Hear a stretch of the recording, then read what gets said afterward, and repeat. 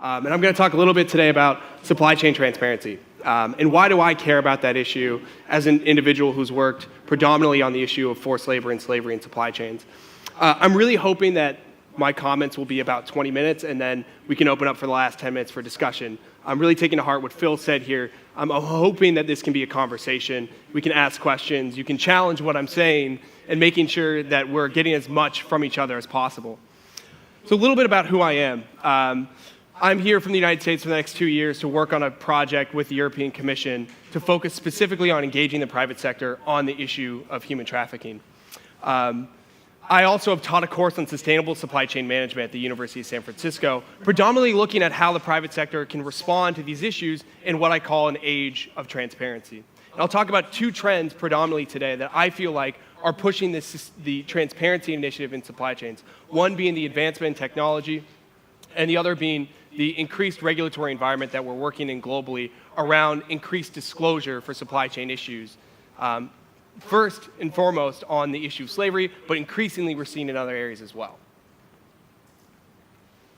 So my obligatory stats slide, the only stat slide that you're going to see today, the recent estimate from the International Labor Organization puts the amount of individuals in the situation of trafficking at 21 million, but estimates are as high as 30 million. And interestingly enough, what we've seen over the past few years, as actually I believe we know more about the problem, we've seen these estimates go up, not down, right? That doesn't mean that this issue is getting more advanced. It just simply means that we know more about this issue. Some estimates as well puts that trafficking worldwide grosses about 34 billion in construction, manufacturing, and mining, and 9 billion in agricultural logging and fishing, right? Well, what does that mean for us in the private sector? What does it mean? I've never met an individual that works within a company that says, I'm pro-slavery, right? We have a pro-slavery agenda. The reality is that trafficking happens, but it happens in opaque areas, deep in supply chains, where regulation is not enforced, and we don't have significant exposure, right? So how are we going to start addressing these issues together? How do we start untackling this problem, this issue of slavery? One thing about slavery, like supply chains, it's incredibly complex, right? Every single region of the world has geopolitical, economic, social, and cultural aspects that influence those dynamics for why slavery continues to occur. A solution for one area of the world is not a solution for another. As we begin to engage in supply chains increasingly through this concept of transparency, we're going to understand the dynamics of slavery better.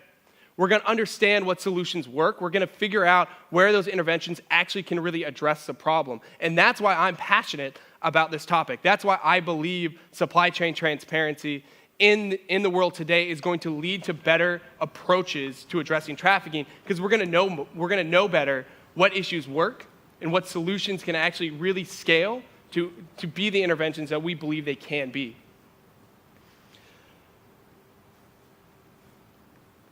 So the two trends that specifically I want to talk about today, and reflecting back on where we've come over the past 10 years and where we're going over the next 10, and what's really pushing this conversation forward, what allows for me to be here today to talk about supply chain transparency and the issue of trafficking, as I see it, are two primary trends over the past 10 years. The first is internet availability, right? I'll talk about availability, and then I'll talk about accessibility. The first is availability, and how has that impacted the concept of supply chains and transparency. The other is transparency regulation, and this growing trend that we're seeing first started in the United States, but increasingly international, around enhanced disclosure for issues related to supply chain that have to deal with trafficking. How do these two trends significantly change our engagement as private sector actors on supply chain issues? I believe that they have significant impact, and we need to be aware of how these trends today are impacting supply chains and how likely they are going to continue to impact supply chains over the next 10 years. When this conference started in 2004, 1 billion people had access to the internet, right? Or less than 1 billion. Today, by the end of the year, that number will increase to 3 billion. It's forecasted that by 2020, the entire world will be connected. We'll have the availability of internet around the world. What this dynamic has done in terms of how we manage supply chains is it allows for us to easily access information that we previously were not able to do. Supply chains are incredibly complex and complicated, especially for an industry like apparel that has multiple stages along the process of refinement before we actually sell our products. With this increased trend towards more access of information, we can penetrate deeper into supply chains, into remote areas where previously we weren't able to collect information. We're seeing the emergence of new tools like worker communication tools that allow for real-time collection of information, like software as a solution tools that allow for more complex management of supply chains. This is allowing us to go a lot deeper. Interestingly enough as well, as we look at the global market and as we look at where these trends are emerging, we're seeing a significant increase in how individuals interact with the internet. And that increase is through the use of handheld devices.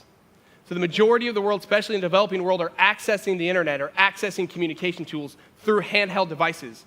And there's an estimated increase that 16% annually will start switching away from non-smartphones to smartphones.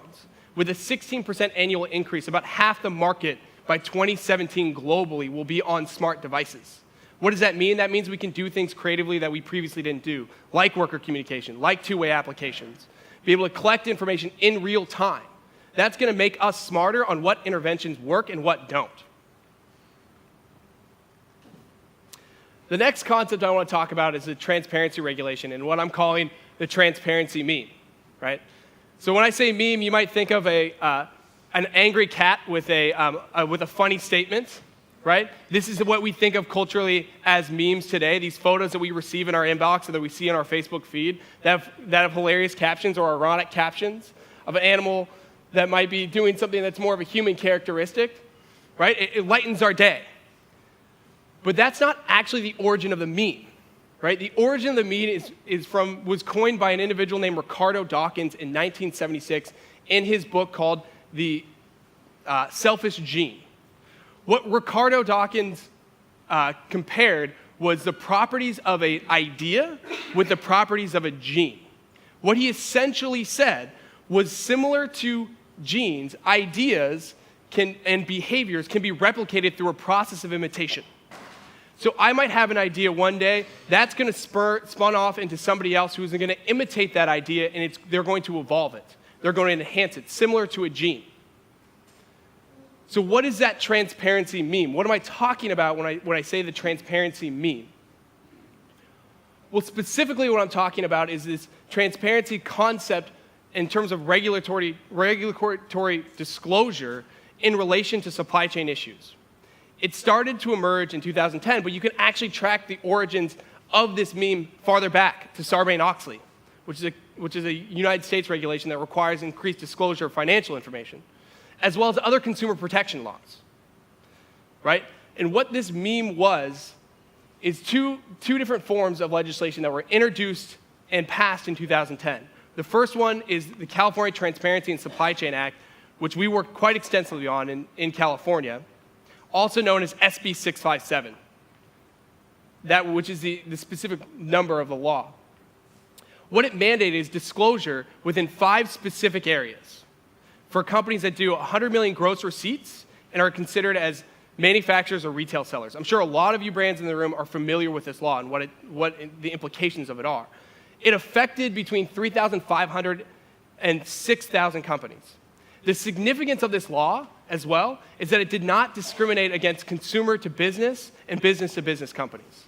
So all of a sudden, we have this huge dialogue opening up in the state of California, predominantly with companies that previously had not even considered how to manage issues in their supply chain specifically related to trafficking. It also captured 87% of all goods sold in California, and California is one of the largest states in the United States in terms of commerce. This law had significant impact in terms of getting this agenda, getting the issue of transparency, getting the issue of slavery issues in supply chains on the agenda of companies that previously were not talking about it.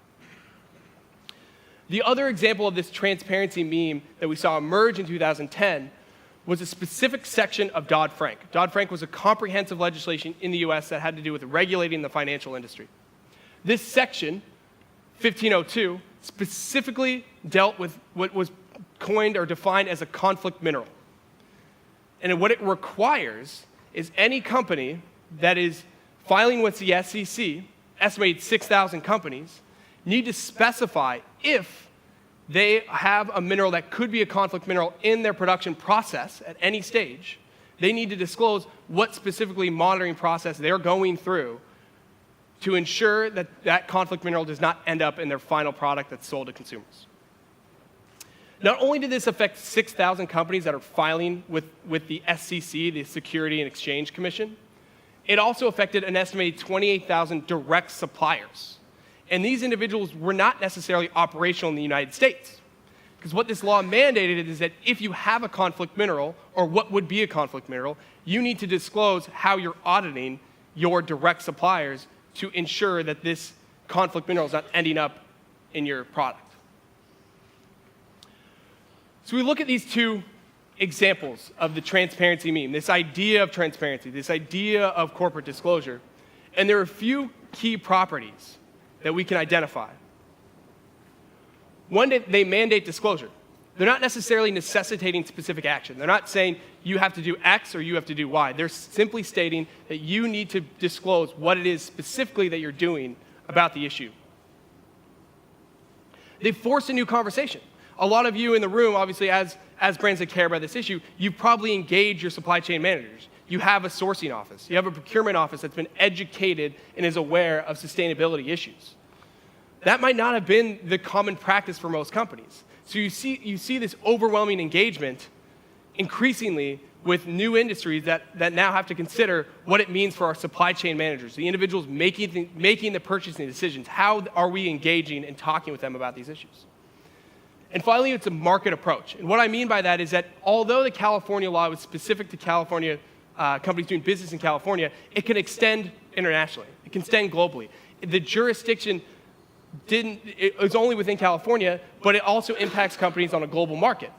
So if you do business globally, that 100 million gross receipts is your global sales, not your California sales. So it has resonating impact, similar to the Dodd-Frank provision. If you were a direct supplier to a company that needed to comply with this Dodd-Frank provision, you essentially were affected by this law, even though you didn't have to be doing anything in the United States. You weren't operational in the US. So these are the three key properties that we look at when we're talking about this transparency meme, what this transparency meme is. And since 2010, right, that's 4 years ago, that seems like a long time, but in the scope in terms of how regulation works, that was yesterday. Since 2010, we've seen 5 other transparency memes emerge that are at different stages. And like any good idea, any good meme, they're adapting. This transparency meme is adapting and evolving just like genes do as they move from one person to another, one generation to another. The 5 specifically that we can see that are connected back to this transparency meme that share the 3 properties that I just mentioned, mandated disclosure, supply chain management, and market-based approach. Some have been introduced and others have been passed. One of them is the Executive Order 12627 in the United States. This specifically dealt with procurement by the US government. And what it essentially requires is that if you do business with the United States government, if you have a government contract, you have to follow specific requirements in terms of disclosure and auditing to ensure that the issue of slavery is not occurring in your recruitment and labor practices. It affects an estimated 300,000 companies. And right now it's going through the process of figuring out what the guidance is for implementation. How is the US government going to give guidance and require these different companies that are doing business with it to comply with this new requirement? The other is an EU mandate that actually was passed as of Monday this week, which, like the meme, took the idea of mandatory disclosure and applied it to broad ESG. So it's not simply about slavery and supply chains. This concept took the idea of mandated disclosure and applied it to environmental, social, and governance, and affects any company that's publicly traded on an EU member stock exchange. Estimated about 6,000 companies will be affected by this law once it takes effect, and is actually implemented on the state level, or the country level.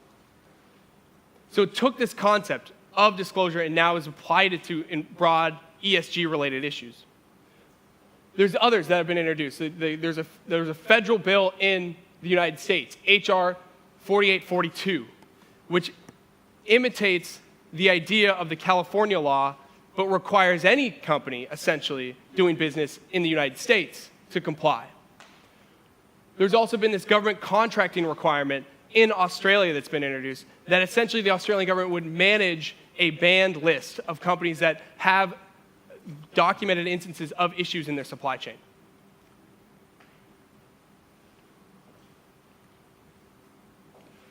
So what are some trends to watch, right? So now that we understand that these two factors are driving the conversation on supply chain transparency, or supply chains in an age of transparency, what are two trends that we should be aware of? And why is it important for us to be aware of these trends over the next 10 years, right? So if we're here and it's 2024, what might look different in the room? What might look different for supply chains?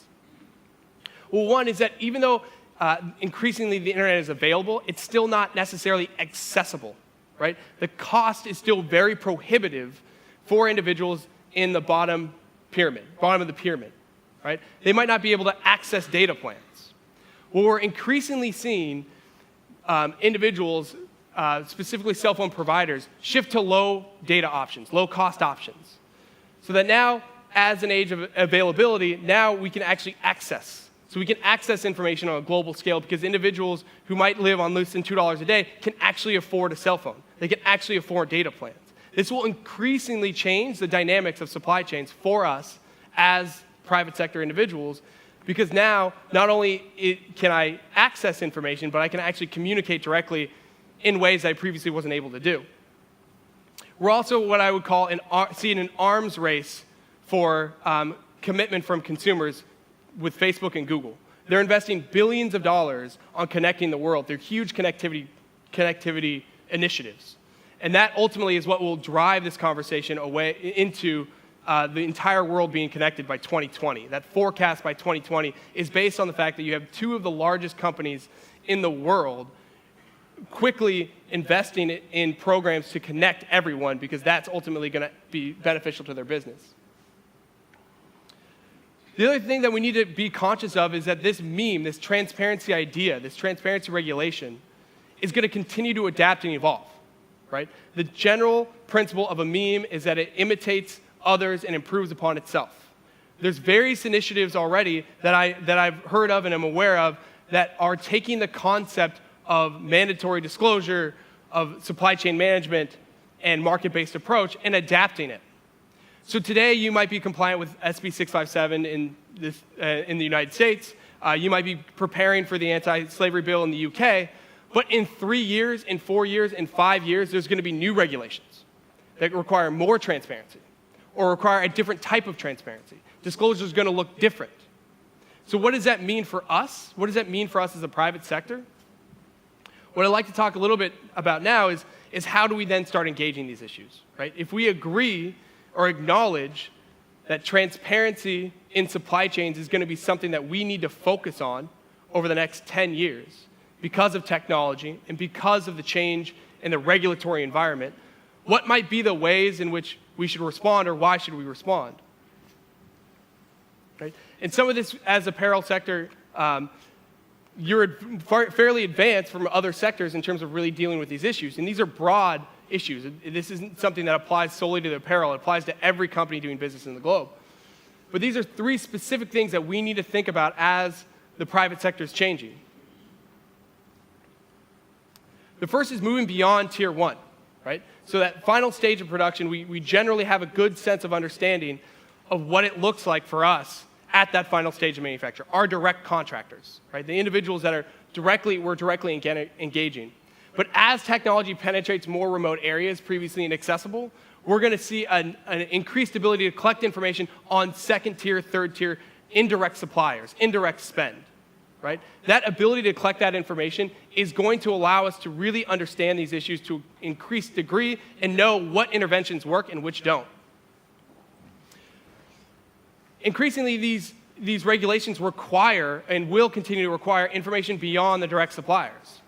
Think back to that SEC conflict minerals requirement that essentially required an individual that was filing with the SEC to disclose information on how they're managing the individuals that directly spend. Well, what's happening is that individual then has to go back into their suppliers to understand how they're managing for conflict and risk. And that supplier has to go back to their direct suppliers. So we're seeing as these regulations change, it's forcing effort downwards deeper into the supply chain. And that's going to continue to increasingly change our need to go and think beyond tier 1. These issues are more than compliance. It's more than just simply compliance. I've worked with a lot of companies and engaged a lot of companies in a variety of different sectors when it comes to SB 657, this California law, right? The California law. And a certain percentage of companies responded with their legal department saying, okay, this is a legal mandate. We need to comply with this law. We need to create a disclosure statement, right? Yes, 100% you have to comply with the law, but you need to think beyond simply compliance. Because compliance with SB 657 today might look different in 5 years. And if you've got a California law and you have a UK law and you have an Australia law and you have another law in another state in the United States that all have to do with this issue, and you're simply forcing that through your legal compliance department, that's going to be costly for you as a company. And it's also going to not necessarily get at what the point of this legislation is at, which is really figuring out what interventions work to address these problems. And these regulations are intended to make your actions transparent, or lack of actions transparent. And then ultimately, and there was a great question, how do we get consumers to care? What's the responsibility of the consumers? How do we partner with consumers? These laws are intended to give consumers more information to inform their purchasing decisions. Whether or not we can then get them to make more sustainable purchasing decisions is a completely another conversation.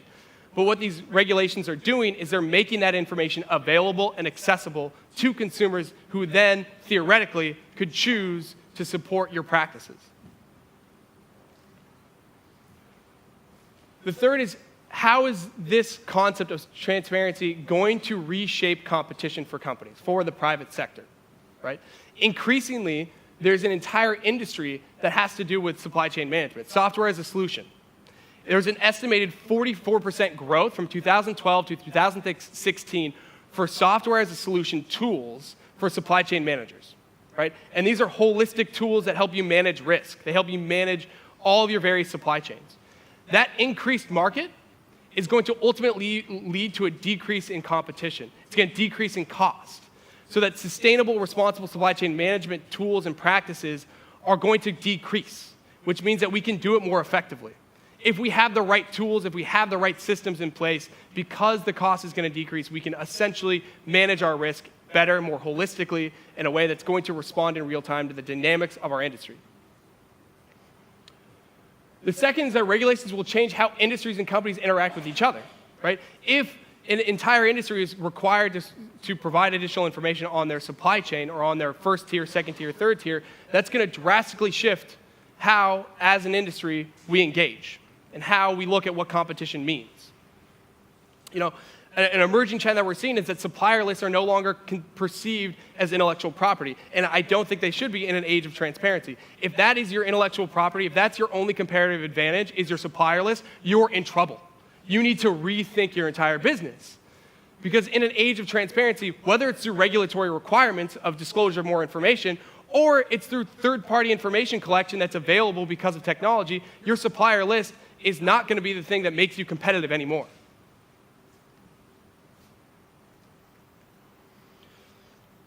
So what might we do in terms of responding to these? How do we then tackle these issues? I believe that the environment in which we're operating as the private sector will continue to adapt and change over the next 10 years, right? So we need to be conscious of that. We need to be aware that the dynamics we're managing today are going to be drastically different than the dynamics we're going to be managing in the next 10 years. If you agree with that, then you have to agree that this is going to drastically change your business model, or it's going to impact your business model. And therefore, you need the executive level support and buy-in that this is a trend that you need to be conscious of and manage for. You need to treat this issue like you treat research and development. You need to look at the long-term value, not the short-term. How can you rethink how you manage your supply chain in an age of transparency that creates long-term value for your company, not short-term returns? And then you need to embrace the tension that's inherent within every company, the tension that exists between legal, between communications and marketing, between HR, the different business units. You need to embrace that tension because it's a proven fact that innovation comes when you bring people together that have a different perspective and experience. That's where you're going to find your solutions that could potentially have resounding impact for your company if you embrace that intention and you create a culture or an environment where that intention is encouraged. We need to think about our management practices when it comes to supply chains. Right? I teach a class on sustainable supply chain management. Overwhelmingly, supply chain managers are measured, their key performance indicators are cost, quality, and time. Cost, quality, and time. That's it. Right? We need to rethink those key performance indicators as supply chain managers. We either need to redefine what cost, quality, and time means, or we need to think of a fourth key performance indicator. Because you can have a company that has an amazing policy or understanding of sustainability, but if that doesn't translate down to the actual way in which people are measured, what success looks like in the company culture, then it's not going to have the resounding impact that you want it to have.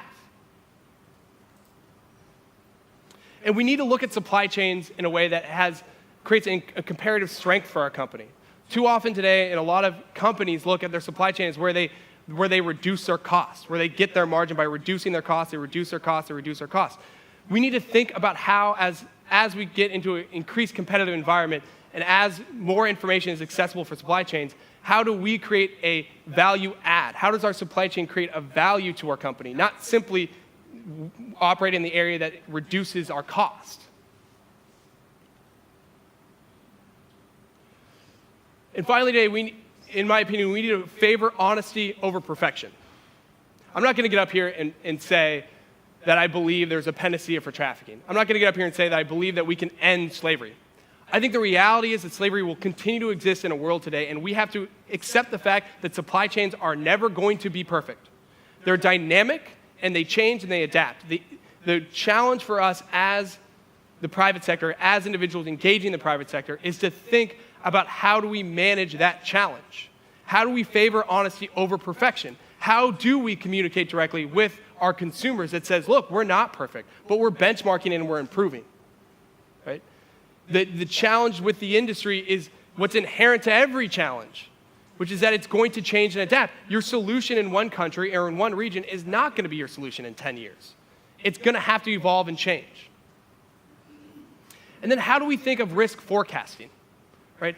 So rather than us going into a region and making a decision about where we want to shift our production, because production will continue to shift and dynamics are going to change as supply chains in their very nature adapt and change and are dynamic, we need to think holistically about what the unknown indirect cost might be for that decision. What is the unknown long-term indirect cost that we might have to incur, not simply the switching cost, but all the other inherent unknown costs that we might need to be aware of so that when we're making decisions strategically about sourcing regions, about production volumes, what is the unknown indirect cost that ultimately our company is going to have to pay? And how do we start evolving that? How do we get to a place in which we're forecasting?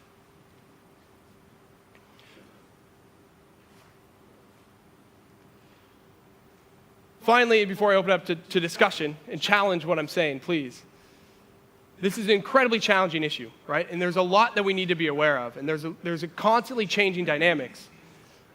And if you're wondering how you get started, think about today. It's October 2nd, 2014, right? If your company started today, if today was the first day of your company's existence, how would you do things differently based on what you know? What would your management look like? What would your supply chain process look like? How would you generally tackle these issues if you were starting today and the agenda was blank? How would you manage against these issues? If you can start there and answer that question, then that will give you a good starting place to understand what it means to manage supply chains in an age of transparency. Thank you.